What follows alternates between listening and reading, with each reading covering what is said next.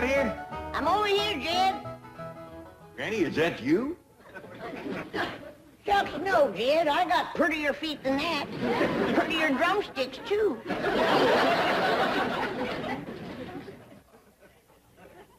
Well, them is them fancy towels Mr. Drysdale give us. Yeah, he says they're beach towels, but we use them right here. Granny, we'd get company coming, and I reckon you'd like to get some victuals going. Who's coming? Well, one of them rich, high society Beverly Hills fellows named of Armstrong Doozer McHugh III. The third what? Third Armstrong Doozer McHugh, I reckon. You mean to tell me that them McHughes named all three of their young'uns the same name? I think that's it. Well, it's none of my business. But dogged if I can see where Armstrong Doozer is such a good name. Kind of confusing, too. I reckon that's why they call him first, second, and third. How'll this feller get acquainted with us? Well, he ain't yet. Jethro invited him over here to meet us, but between you and me, I think it's Ellie Mae he wants to meet.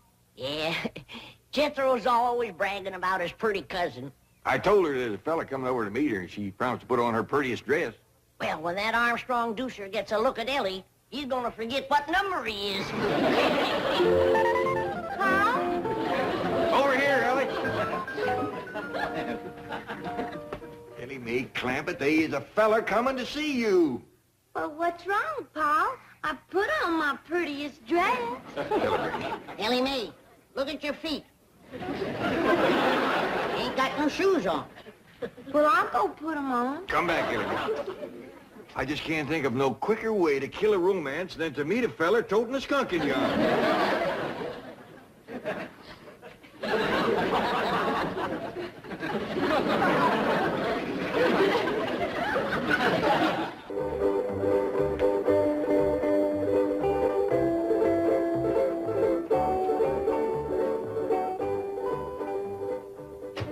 Is this the Clampett residence? Yes, sir. Thank you. He's older than I figured. And wearing a uniform. Jethro didn't see he was in the Army. It's all right, Jed. It's Confederate graves. Well, howdy there. I'm Jed Clampett. This here is Granny, and I reckon you must be Armstrong Doozer McHugh III. Oh, no, sir. The second? No, ma'am. That explains him being older. He's the first. Jethro Armstrong's here. Sir, you don't understand. Excuse me.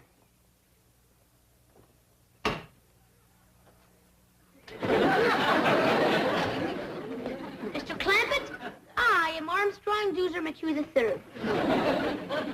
Well, howdy there, Armstrong. I fear you're mighty young for Ellie. Sir, I'm here to play with Jethro. We're classmates in the 5th grade. Granny, shake hands with Armstrong Doozer McHugh III. Howdy, third. I am delighted to make your acquaintance. Mighty big spread of years between the first and the third. It appears to me the second would be just about right for Ellie. It's Jethro! Oh, please, sir, please. Master Armstrong is very delicate. Jethro won't hurt me. He's my friend. But you might get a nosebleed at that altitude. Master Armstrong is under the care of several specialists. He's very sickly. Wilkins, please. Last week we had nurses around the clock. Even got a sick clock. Master Armstrong, please. You're not to get excited. Would you like a tranquilizer? No. Come on, everybody. Let's go in the house. I got some victuals cooking. One moment, please. I must go in the house before Master Armstrong. I'm sorry about Wilkins, but he has his orders.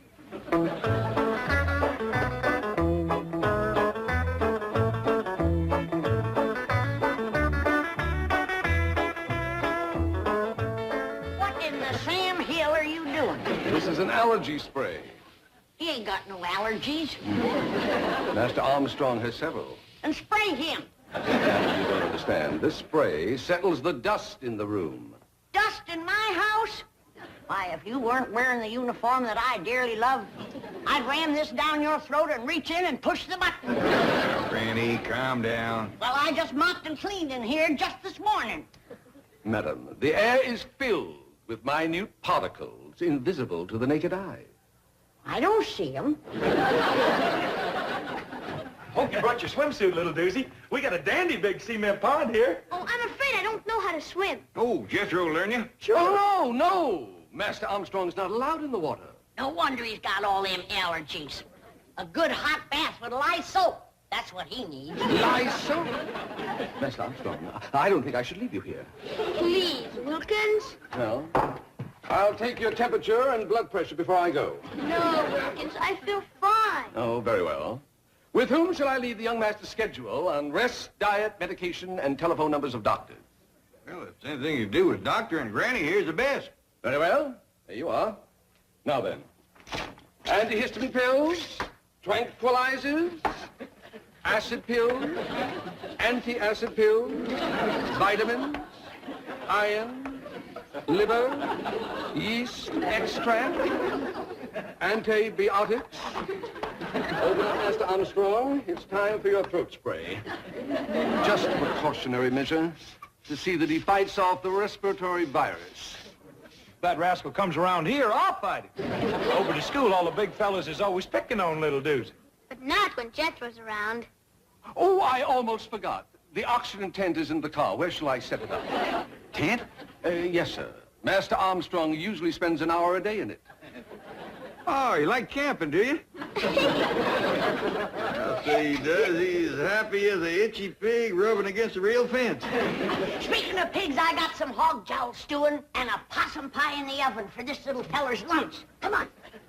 Hog jowl. Possum pie.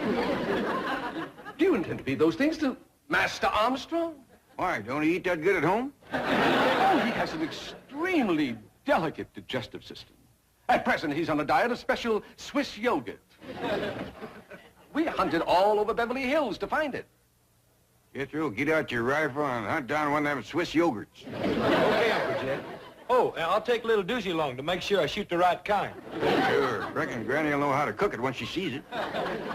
Is it run or fly? Neither. Yogurt is inanimate. It just lies there. Ain't gonna be much sport to shoot, Jethro. That's a fact. Hi, has anybody seen little Charlie? A dog! Go away. Master Armstrong's allergic to all animals. Ellie, Charlie got in the kitchen. Ah! A skunk! Oh, city feller, I wouldn't do that if I was you. He might just return the favor.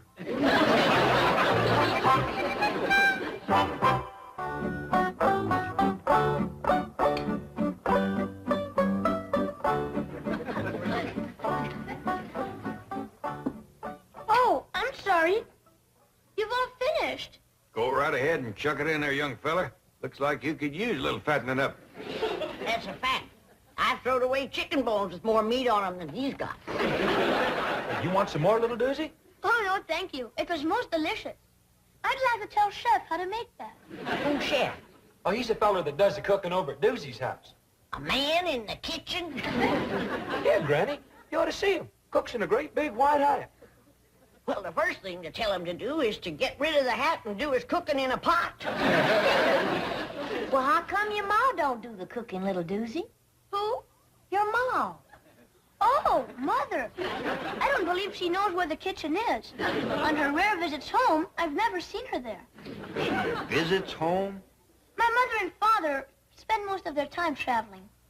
Oh, drummers, huh? What do they sell? Well, they don't work. They just travel. How come? I really don't know. I imagine they enjoy it. Well, don't you miss your ma and pa? Oh, they write to me regularly, every month or two. I have a marvelous collection of foreign stamps. And they always telephone me on my birthday. That's right, friendly of them.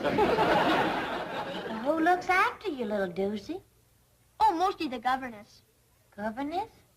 She's married to Wilkins. Did you hear that, Granny? That fella to bring him over here's the governor. That still don't give him no right to tell me I got dust in my house. You folks have so much fun. I never even laugh at home. Well, little feller, anytime you feel like busting out laughing, you come right on over. Excuse me. Come on, little Doozy. You promised to help me with my homework. He's the smartest kid in school. Oh, I'd rather be able to swim and climb trees like you. Well, you help me with history, and I'll teach you to swim and tree climb. I spoke to young Master Armstrong, and he told me to tell you that he ain't ready to go home yet. He's having too much fun. He's not permitted to have fun. It's bad for his blood pressure. Well, I'll tell him when he comes down out of the top of that tree. He's in the tree. Say, that little rascal can climb like a squirrel. Soon as his hands get toughened up, he'll be as good as Ellie Mae. I insist upon taking him home immediately. I told you, he don't want to go home yet. That makes no difference. He's going. Hold on a minute.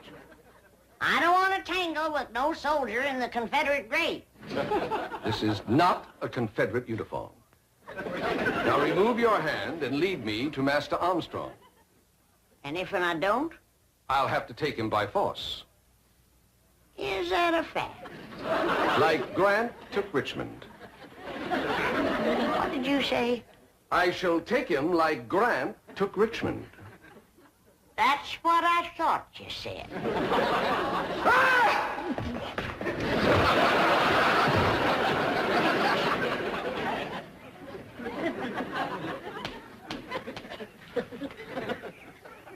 I'll be back. Well, you better bring Grant with you and his whole army.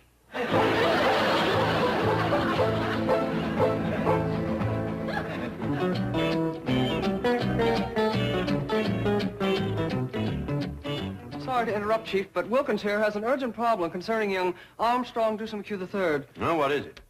Well, to fill you in, Chief, Armstrong Dewsum McHugh III's father, Armstrong Dewsum McHugh II, has appointed the bank executor of his will, administrator of his estate, and guardian of Armstrong Dewsum McHugh III in case something should happen to Mr. and Mrs. Armstrong Dewsum McHugh II. And that is why Wilkins here, and very wisely, has come to you in this crisis. What is the crisis? I forgot. Oh, yes. Young Master Armstrong is being held a prisoner. Call the FBI. Do you know who has him? A hillbilly family called the Clampetts. J. Edgar Hoover, please. Never mind, hang on. Wilkins, the Clampetts are my next-door neighbors, my largest depositors, and my personal friends. And the very salts of the earth. Sorry, Chief. But, Mr. Drysdale, young Master Armstrong is extremely frail and delicate, and the Clampetts refuse to give him the proper food or rest or medication. They're exposing him to great danger. Get the Clampetts on the phone. They won't harm the boy. But I'm afraid they already have. They've got him climbing trees and eating possum pie. Delicious. But they're violent people. Granny threatened me with a shotgun. What did you say about the South? The South what? Granny! Jane Hathaway here. Could you call young Armstrong Dewsum McHugh III to the telephone? I don't hardly think so. He went out to the cement pond to swim. Thank you, Granny. Goodbye. Nothing to worry about. Master Armstrong is in swimming. But he doesn't know how to swim. But Jethro, I don't know how to swim. Oh, don't let that worry you, little doozy. We can learn anybody. Oh, heck, Ellie Mae even learned her cat. Come on, Rusty. Look there.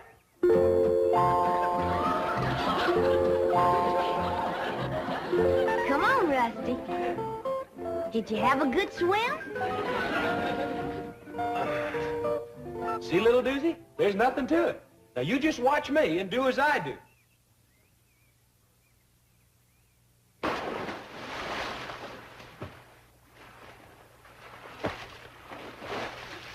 Come on, little doozy. I'm afraid, Jethro. You got nothing to be afraid of. Why, Ellie Mae is right here. And Rusty, too. I'll do it if Big Jethro commands me to. Big Jethro says dive in and swim.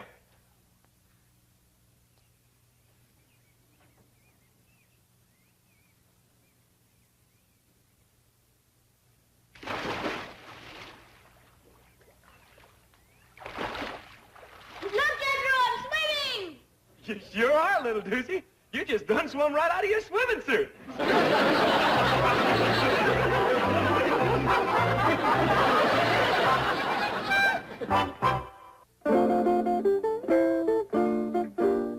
Nice and soft here so nobody won't get hurt none. Can you really teach me to defend myself against those big bullies at school? You betcha. Now come at me like you're fixing to hurt me. I really ought to learn you on someone bigger than myself. Mr. Pullman, Yes, Miss Clampett. would you help us out for a minute, please?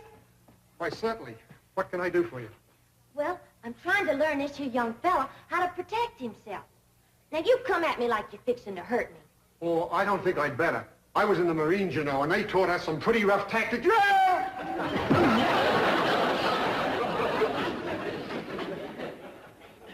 By any chance, were you in the 3rd Battalion?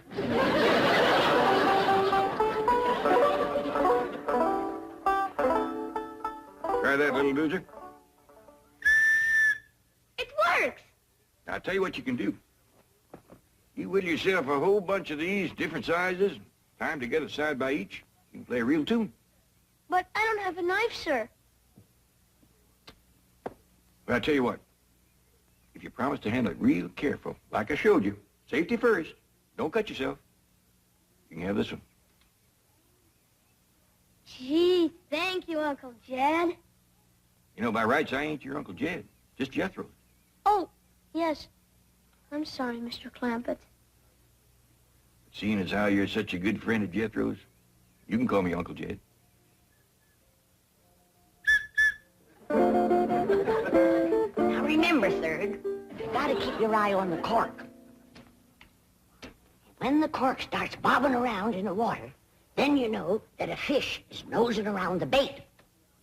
And then, when the cork all of a sudden ducks under the water, then you know old Mr. Fish has grabbed the bait. And you pull him out. Can I hold the line, Mrs. Granny? Sure, you might as well get the feel of it. I caught something! Oh, you couldn't have. There's nothing in there. It felt like a whale! Help me!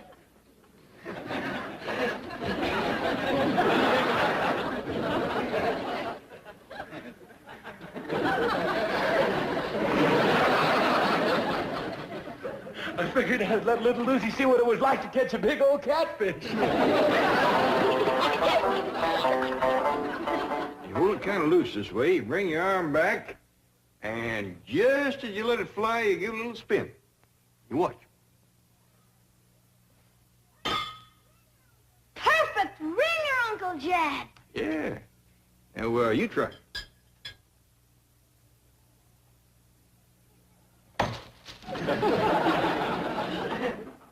Now, you see how handy it is to be able to climb a tree?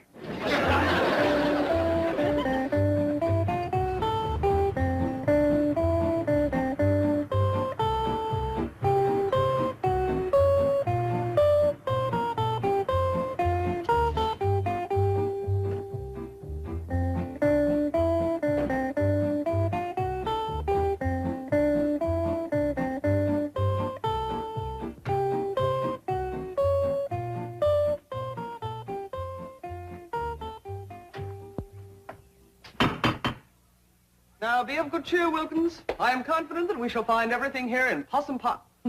Apple pie order. Howdy, Mr. Drysdale. Well, Miss Jane, Mr. Wilkins, come on in. Gonna bake a tater pie to give to little Goose. And it'll taste so good his toes will curl up in his shoes. To make a tater pie, it takes a lot of possum fat. I don't think that feller chef can make it in his hat. Greetings, Granny. Oh, Manny. Thought I told you to secede from these parts. Manny. Madam, I demand to see Master Armstrong immediately. Shh, don't wake him up. He's taking his nap. Yeah, you see, he's getting his rest. Needs it, too. Poor little feller's all tuckered out. Which bedroom is he in? Napping right out there in the sun. The sun! His skin is far too sensitive to be exposed to ultraviolet rays.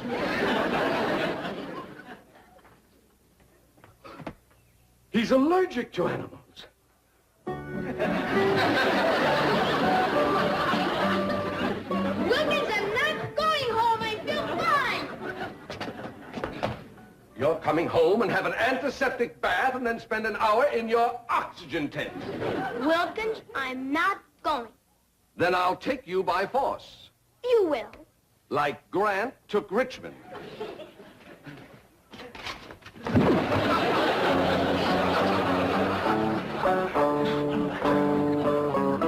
Master Armstrong! I'll call you when I need you.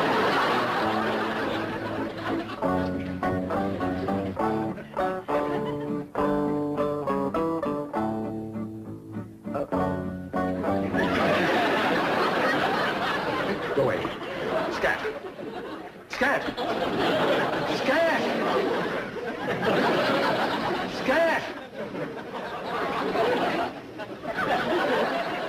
I wouldn't do that if I was...